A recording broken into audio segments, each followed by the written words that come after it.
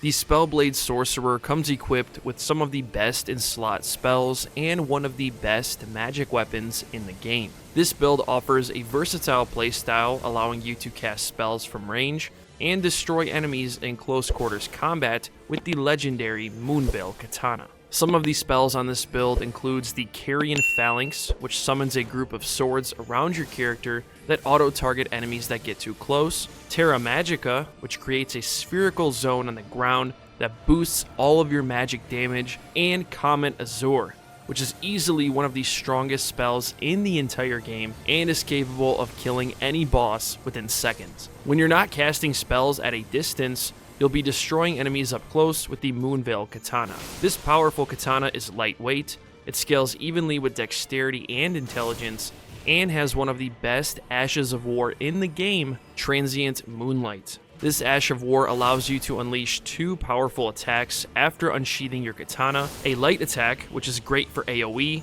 and a heavy attack slash, which deals a lot of damage and provides extra range. The moonveil also comes equipped with 50 blood loss buildup, which adds another source of damage to the build. A glintstone staff in one hand and the moonveil katana in the other means you'll always be prepared to cast spells and can fight multiple enemies at once using melee combat when needed. Intelligence builds are great for anyone that wants an easier approach to the game because all of your damage can be dealt from range, which means most of the enemies you come across will be dead before they can even get close enough to hurt you. This build is effective against every enemy in the game, and the Transient Moonlight skill on the moonveil katana is strong enough to destroy enemies who are resistant to magic damage. If you want a build that has powerful magic spells, devastating melee attacks, and the ability to one-shot bosses and drain their entire health bar, then the Elden Ring Spellblade Sorcerer is the perfect build for you. At level 50, your main stats are going to be Vigor, Dexterity, and Intelligence. Vigor controls your overall HP, Dexterity increases your spellcasting speed, and Intelligence will determine the strength of your spells and melee damage. If you want to see a full breakdown of how to create this build from level 1 to 50, I highly recommend watching my top 3 best Elden Ring beginner builds video. That video will show you how to create the Gravity Sorcerer build, which is an early game version of the Spellblade Sorcerer. At level 125, your Vigor will be 40, which is all you really need since most of your damage will be dealt from range. Mind at 20 or 25, it's completely up to you, but either way, it's going to be more than enough for you to cast spells and use your weapon skill. Endurance at 15, which is okay, since you have the Green Turtle Talisman equipped, which boosts your stamina recovery speed. It's also important to remember that you need at least 12 strength and 18 dexterity to wield the moonveil katana, and you can see here I have 80 intelligence, giving me a massive damage boost to spells and the moonveil katana. The main weapon on this build is a fully upgraded moonveil katana, 230 physical attack power, 431 magic attack power, B tier scaling for both dexterity and intelligence, with 50 blood loss buildup. The Transient Moonlight skill is incredibly powerful and actually offers 2 separate attacks.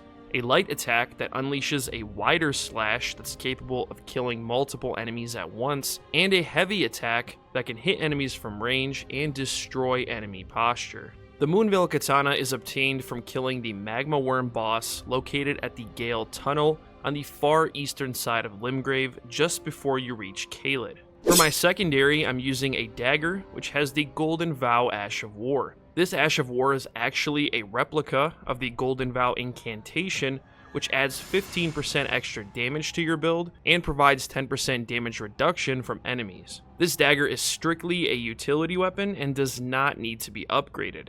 You only pull out this dagger for the sole purpose of buffing your character. The Golden Vow Ash of War is dropped by a mounted Godric Knight on the cliff southwest above the death-touched catacombs. In my left hand, I have the Academy Glintstone Staff. It doesn't provide any extra bonuses to specific spells, but it does have S tier scaling with nearly 350 magic attack power. You have other options as well, but some of the higher end staffs like Azor's Glintstone Staff or Lusat's Staff do provide more damage, but also consume more FP, which isn't ideal for a build with 20 to 25 mind.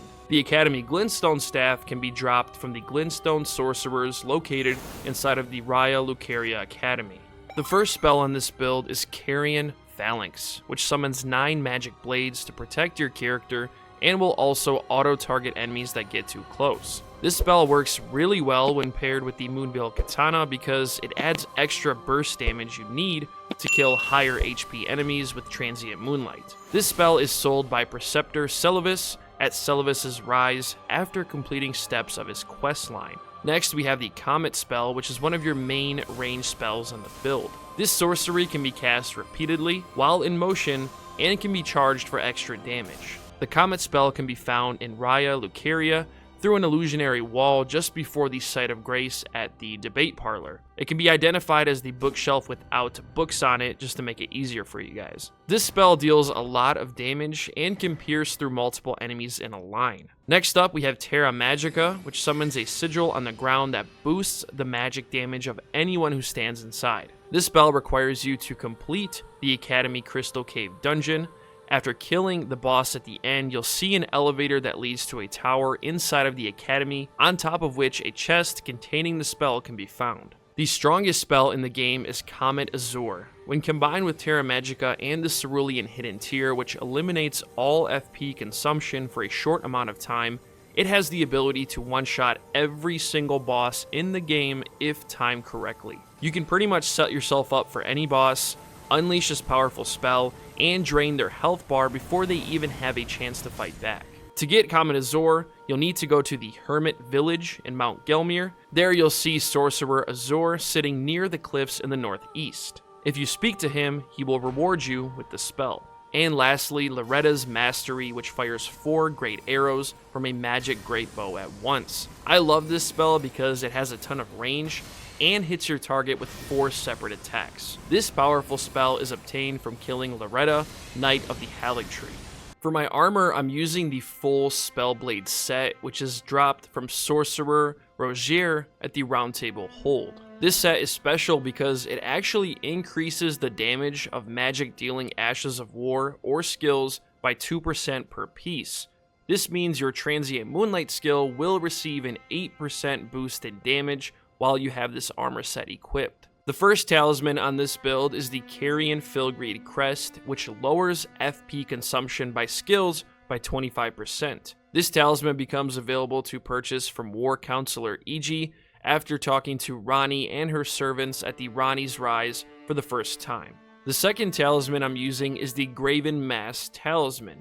This talisman greatly raises the potency of sorceries and can be found in a chest at the top of Albinauric Rise in the east of the consecrated snowfield. I'm also using the Shard of Alexander, which greatly boosts the attack power of skills, giving you a massive damage boost to Transient Moonlight. To get the Shard of Alexander, you have to complete Iron Fist Alexander's questline. And lastly, the Green Turtle Talisman, which boosts stamina recovery speed. This talisman can be found at the Summonwater Village on the northern side of Limgrave in an underground area. You will need a Stonesward key to get access to the underground area, so you can open the chest and get the Green Turtle Talisman.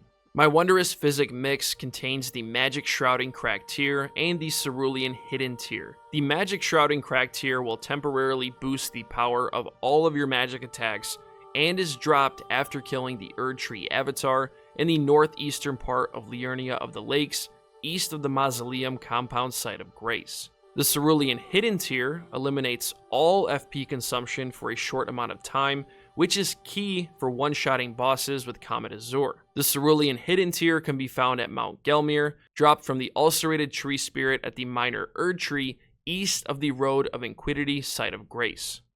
Thank you all so much for watching the video and sticking around until the end. We are less than a month away from playing the new Elden Ring Shadow of the Erdtree DLC. I can't wait to explore new areas, fight new enemies, and create new builds. Let me know in the comments section what you are most excited about for Shadow of the Erdtree, and if you could, do me a favor and smash that like button if you enjoyed today's video. I have plenty of Elden Ring content on the channel already, And if you're new to the game, I highly recommend watching my previous video where I went over the top 3 best Elden Ring beginner builds. If you want to see more Elden Ring videos just like this one coming soon, don't forget to subscribe to the channel and turn on those bell notifications so you never miss any future videos.